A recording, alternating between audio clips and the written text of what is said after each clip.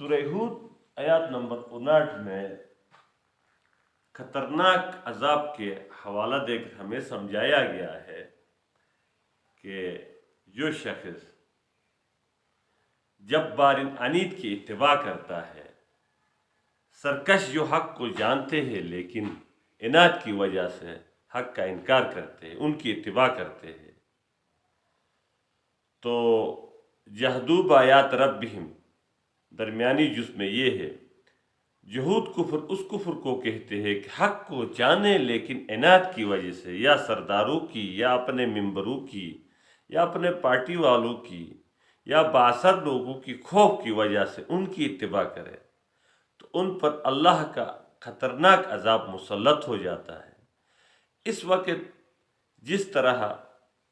قومی لیول پر عمومی لوگ عذاب کو چکھ رہے ہیں، جس کی مین وجہ یہ ہے کہ ہم حق کو سمجھتے ہیں لیکن اپنی مفاد اور لالچ کی وجہ سے حق کا اظہار اور حق کے لیے تن من دھن کو نہیں لگاتے۔ انشاءاللہ ہم اس گناہ سے توبہ کر کے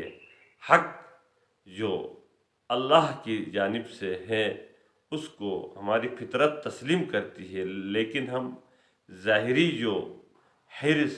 اور ہوس کی وجہ سے اس کو دبائے بیٹھے ہیں، اس کو اگر نکالے،